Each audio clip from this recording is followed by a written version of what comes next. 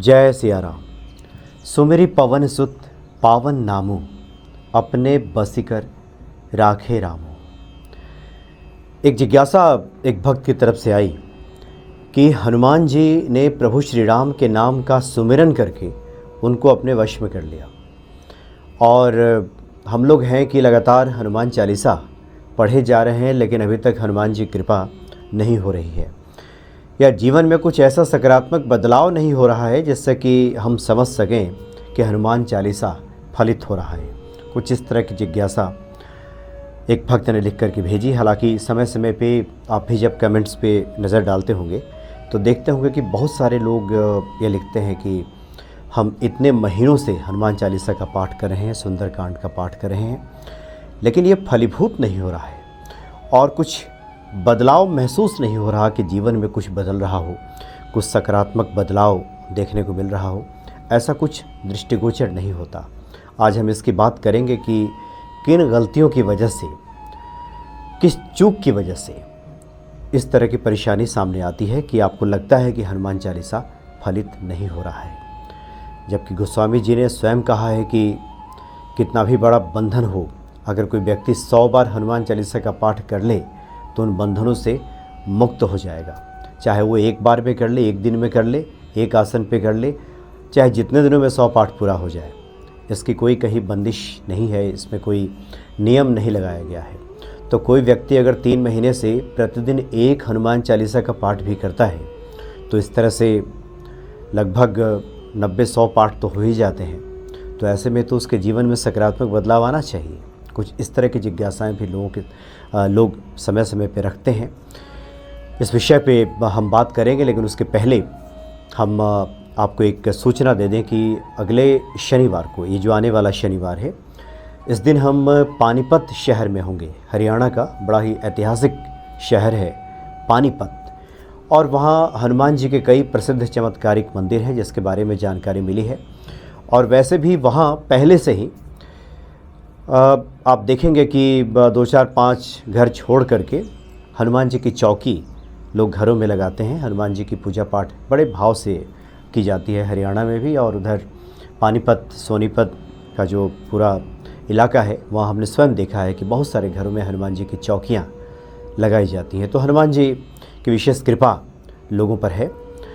तो वहाँ हम जाएंगे पानीपत में, और जो लोग भी आसपास के लोग हैं और आप चाहते हैं कि वहाँ के बारे में कुछ और भी जानकारी आप मुझे बताएं, किसी सिद्ध महात्मा के बारे में, संत के बारे में, किसी हनुमान जी के प्रसिद्ध मंदिर के बारे में, तो आप व्हाट्सएप कीजिए 844 75 20 417, जो हनुमान भक्ति का ऑफिशियल नंबर है, उस पर आप व्हाट्सएप कीजिए। क्योंकि समय पाकर हम उस व्हाट्सएप को देखते हैं और उसके बाद उस अनुसार हमारी कोशिश होगी हनुमान जी की प्रेरणा से, उनकी इच्छा से, कि उन मंदिरों का हम भी दर्शन करें और संत महात्माओं की बातें हम आपको सुनाएं। तो हनुमान चालीसा तो बहुत जल्दी शीघ्र फलदायी है।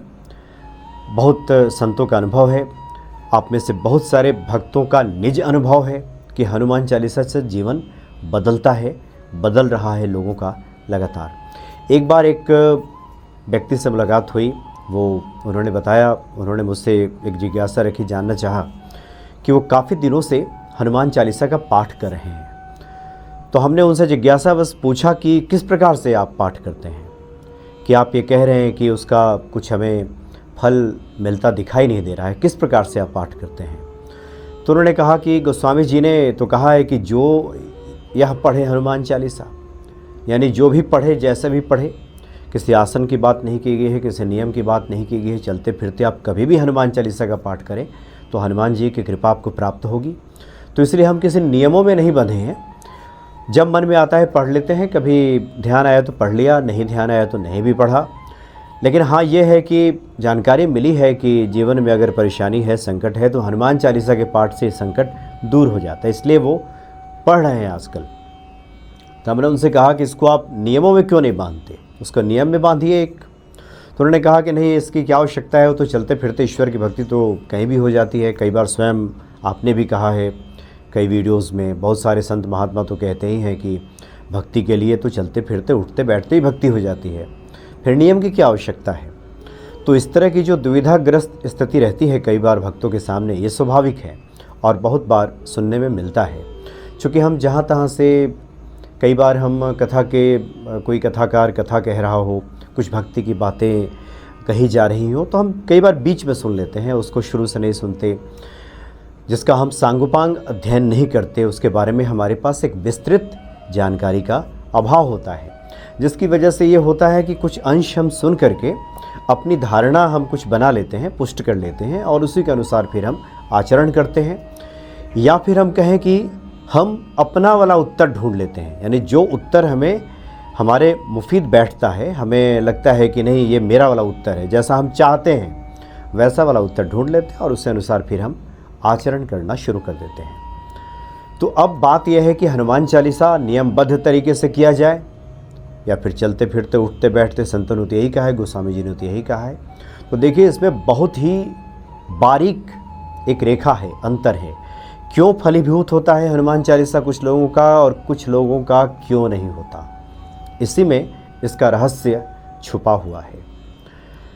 कई बार हम हनुमान चालीसा का पाठ करते हैं और हमारे चित्त की जो स्थिति है निर्मल नहीं है, बुद्धि मलिन है, तर्क वितर्क मन में है, किंतु परंतु क्यों, इन सब बातों से हम घिरे हुए हैं। हमने सुन लिया है कि हनुमान चालीसा पढ़ने से हनुमान जी संकट हर लेते हैं, संकट मोचन है, और हम उसको एक प्रयोग के तौर पे उसको पढ़ना शुरू कर देते हैं। हमारा संकल्प, हमारा विश्वास उसमें जुड़ा नहीं होता है। तो इसलिए कई बार ये होता है कि आप हनुमान चालीसा पढ़ते तो हैं, लेकिन संकल्प और विश्वास के अभाव में उसका फल आपको प्राप्त होता हुआ दिखाई नहीं देता। कई बार ये होता है कि चूँकि हमारी जो ये जीवन यात्रा है सिर्फ अभी का तो है नहीं। जितना हमने समय इस जीवन में बिताया है, जितने वर्ष हमने जीवन के निकाले हैं, सिर्फ यहीं तक की तो बात है नहीं। हमारे शास्त्र तो कहते हैं कि ये जो यात्रा है अनंत अनंत जन्मों से चली आ रही है, युगों से चली आ रही है। तो कई बार इस यात्रा क्रम में हमारे पहले के कुछ पुण्य फल अर्जित होते हैं, हमारी कुछ आध्यात्मिक यात्रा होती है, कुछ हमारे पूजा पाठ का ये पुण्य प्रताप होता है कि हमारी जो चित्त की स्थिति है मलिन नहीं रहती, निर्मल एक चित्त होता है, और उस मलिनता में जो डूबा हुआ मन है, जो लिप्त मन है, वो नहीं होता। हमारा शुद्ध मन चित्त निर्मल जब होता है तो हम फिर चलते फिरते उठते बैठते भी हम जब हनुमान चालीसा का जप करते हैं तो फिर वो फलीभूत होता हुआ दिखाई देता है। लेकिन जिन लोगों के भी जीवन में, चूँकि ये तो अकाट्य सत्य है कि आप हनुमान चालीसा पढ़ेंगे तो इसका फल आपको मिलेगा ही मिलेगा, मिलेगा ही मिलेगा, मिलता ही मिलता है। यह अकाट्य सत्य है, इसमें कहीं कोई दो राय नहीं है, ये स्वयं सिद्ध है। अगर नहीं मिल रहा है इसका मतलब यह है कि आपकी यात्रा जहाँ से शुरू हुई है इतने भर से काम नहीं होने वाला है। जितना आप कर रहे हैं इतने भर से काम नहीं बनेगा, इसमें आपको और मेहनत करने की ज़रूरत पड़ेगी और तैयारी की आवश्यकता पड़ेगी। कुछ लोग पहले से ही उनकी तैयारी चली आ रही है, थोड़ा बहुत भी तैयारी किए, सब पास हो गए, गुरुगृह गए, पढ़न रघुराई, अल्पकाल विद्या सब पाई। अल्पकाल में ही कुछ लोग विद्या पा लेते हैं, भगवान श्री राम ने पा लिया अल्पकाल में। कुछ लोगों को थोड़ा कठिन परिश्रम करने की आवश्यकता होती है। तो जिन लोगों के भी जीवन में यह हनुमान चालीसा फलित होता हुआ दिखाई नहीं देता, या फिर हमारे पुराने कर्म कुछ ऐसे होते हैं जिनको मिटने में बहुत समय लग रहा होता है, मिटता तो है, एक एक कर मिटता है, लेकिन वो इतना घनीभूत है, इतना वो जमा है कि एक दो अगर मिटता भी है तो समझ में कहाँ आता है, वो तो उसकी संख्या बहुत ज़्यादा है। तो धीरे धीरे जब मिटना शुरू होगा उसके बाद से फिर आपको दृष्टिगोचर होना शुरू होगा। इसके पहले वाले वीडियो में हमने चर्चा की थी कि जो बाह्य चीज़ें हम बदलते देखते हैं हनुमान चालीसा से, उसके पहले हमारे भीतर बहुत कुछ बदलाव होने लगता है। इसको आप थोड़ा सूक्ष्मता से अगर इसका निरीक्षण करेंगे, अध्ययन करेंगे संवेदनशीलता के साथ, तो ये बातें आपको समझ में आएंगी। तो इसीलिए जिन लोगों के जीवन में हनुमान चालीसा फलीभूत नहीं हो रहा है तो कहीं ना कहीं कोई चूक हो रही है, आप नियमबद्ध नहीं हैं। ये आपके लिए नहीं है, ये हर दवा सबके लिए नहीं होती। चलते फिरते भी हनुमान चालीसा फलित होता है, ईश्वर प्रसन्न हो जाते हैं, लेकिन उसके लिए जिसकी चित्त की अवस्था उस स्तर पे पहुंच गई है वो आप कहेंगे कि हमें कैसे पता चलेगा कि हमारी चित्त की दशा क्या है, हमारा मन निर्मल क्या है, हमारा मन निर्मल है कि नहीं है। तो बस वही है, जिस पर कृपा हो जाती है ईश्वर की, तो सबसे पहला लक्षण तो यही है कि जो सांसारिक आपकी जो ज़रूरतें हैं बहुत आसानी से पूरी होने लगती हैं। पहला लक्षण तो यही है, जो आप चाहते हैं वो होने लगता है, जो आप चाहते हैं एक अच्छे रूप में वो सब पूरा होने लगता है। तो सबसे पहला लक्षण तो यही है।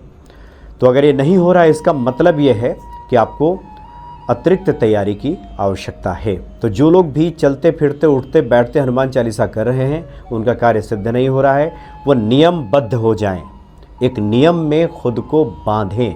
उस नियम से जब आप नियम में खुद को बांधेंगे, उस नियम के तहत आपको पहले राम नाम का सुमिरन करना होगा, उसके बाद हनुमान चालीसा का पाठ करना होगा। तो ये जो नाम जाप है, जब हम नाम जप करते हैं हनुमान जी का, राम जी का, भगवान श्री कृष्ण का, किसी भी देवी देवता का, तो धीरे धीरे हमारी जो चित्त की स्थिति होती है वो निर्मल होती है। फिर हम जिस पाठ को करते हैं, जिस पाठ में जो बातें लिखी गई हैं उस पर हमारा भरोसा बढ़ता है और मन में किंतु परंतु वाले जो भाव आते हैं वो खत्म होने लगते हैं। बहुत सारे ऐसे लोग हैं जो हनुमान चालीसा का पाठ करते हैं लेकिन बहुत सारे उसके चौपाइयों पर जाकर अटक जाते हैं, कहते हैं कि ये कैसे हो सकता है कि तुम्हारे भजन राम को पावे, जन्म जन्म के दुख बिसरावे। ये कैसे हो सकता है कि जन्म जन्म के दुख मिट जाएगा। संत लोग कहते हैं कि प्रारब्ध है। तो तात्पर्य यह है कि उन चौपाइयों पे हमारा भरोसा नहीं जमता और किंतु परंतु में हम फंसे रहते हैं। इसलिए हम आपको कुछ बातें जो मुख्य तौर पे ये देखा गया है कि अगर फलीभूत ना हो तो आम तौर पे वो बातें की जाती हैं, उन गलतियों को सुधारा जाता है, वो करने की आवश्यकता है। जब भी आप हनुमान चालीसा का पाठ करें तो 2-3 चीज़ों पर आप ध्यान दीजिए। पहले, कोई भी बताए कि आप इस तरह से पाठ कीजिए तो बताने वाले व्यक्ति ने तो बता दिया कि इस तरह से करना है, लेकिन संकल्प और विश्वास ये तो आपका है। जितना ही दृढ़ आपका विश्वास होगा, जितने ही आप संकल्पित होंगे उतना ही जल्दी ये फलीभूत होगा। दूसरा यह है कि नियमों के तहत आप जब हनुमान चालीसा करने बैठें तो एक नियम बना लीजिए, एक समय निर्धारित कर लीजिए, 7 बजे 8 बजे जो भी समय आपको लगता है सही। अगर आप तुरंत चाहते हैं फलीभूत हो तो ब्रह्म मुहूर्त का समय पकड़िए। शाम को ही पूजा की जाती है लेकिन अभी आप ब्रह्म मुहूर्त का पकड़िए, सुबह का 5 बजे 4 बजे का समय, उस समय पकड़ें। हनुमान जी की पूजा से पहले स्नान आदि क्रिया से आप निवृत्त हो जाइए, स्वच्छता का ध्यान रखिए और उसके बाद फिर जहाँ आपने हनुमान जी को स्थापित किया है, जो भी पूजा स्थल है आपका, वहाँ पे आप बैठ जाइए। कोई आसन बिछाइए, आसन जरूरी है, बैठ जाइए और एक पात्र में, लोटे में, ग्लास में, जो भी लोटा रखें तो ज़्यादा अच्छा, लोटे में जल भर के अपनी बाईं तरफ उसको रखिए मंदिर में। दाहिनी तरफ दीप प्रज्वलित कीजिए, तेल का जलाइए, घी का जलाइए, जो आपको सुगम जान पड़े उसका जलाइए। दीप जला लिया, उसके बाद पुष्प वगैरह अगर सुबह सुबह मिल गया हो आपको तो ठीक है, नहीं मिला हो तो कोई दिक्कत की बात नहीं है, मिल जाए तो बहुत बढ़िया। घर में कोई ऐसी व्यवस्था रखिए, कुछ फल फूल, कुछ नहीं तो गुड़ ही रखिए, वही हनुमान जी को भोग के तौर पे रखिए। और संतों का कहना है कि जब हम किसी भी देवता की आराधना करते हैं और ख़ास करके हनुमान जी की, जब हम राम नाम का सुमिरन करते हैं तो इतना सत्य है कि हनुमान जी वहाँ पे आ जाते हैं। राम नाम का सुमिरन सुनते ही हनुमान जी वहाँ पे आ जाते हैं सूक्ष्म रूप से। तो उसके पहले आपको 1-2 काम करना होगा। अगर आप मंदिर में करते हैं तो मंदिर में प्राण प्रतिष्ठित वहाँ पे मूर्तियाँ विराजित हैं, विराजमान है, तो वहाँ करने की आवश्यकता आपको ये नहीं है। आप सिर्फ आसन बिछाइए, हनुमान जी के सामने हाथ जोड़िए, दीप वगैरह लगे हो तो वहीं जला दीजिए और उसके बाद हनुमान जी का पाठ करना शुरू कर दीजिए पूरे संकल्प और विश्वास के साथ। अगर आप घर में हैं, बहुत सारे लोग हैं जिनके घर में हनुमान जी की मूर्ति नहीं है, क्योंकि कई बार मूर्तियों के रखने के लिए अगर आप रखना चाहते हैं तो बहुत सारे नियम धर्म का पालन करने की आवश्यकता हो जाती है। इसलिए 9 इंच से छोटी मूर्तियां अगर आप रखना चाहें तो रखिए।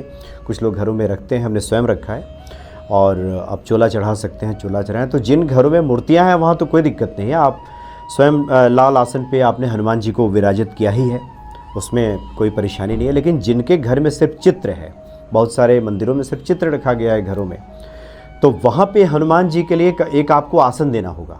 एक भाव है, जहाँ कहीं भी जब कथा होती है और हम हनुमान जी का आह्वान करते हैं, राम जी का सुमिरन करते हुए, तो वहाँ पे एक हनुमान जी के लिए सभी संत एक जगह बनाते हैं, वहाँ बैठने की उनकी जगह होती है कि आइए हनुमान जी आप यहाँ विराजिए। तो एक भाव है। ये संतों का कहना है कि आप अपने घर के मंदिर में एक छोटा सा रुमाल रखिए लाल लाल, और उसके बाद एक भाव के रूप में वहाँ बिछा दीजिए। कहिए कि हनुमान जी मैं प्रभु श्री राम का सुमिरन करने जा रहा हूँ और आप इस आसन पे विराजित हो जाइए, और वहाँ उनको विराजित कर दीजिए। आसन बिछा दीजिए। आसन बिछा करके एक भाव है कि हनुमान जी आप आकर के विराजमान हो जाए। अगर घर में छोटी मूर्ति है तब तो ठीक है, आपने खुद ही आसन वहाँ पहले से ही बिछा के रखा है।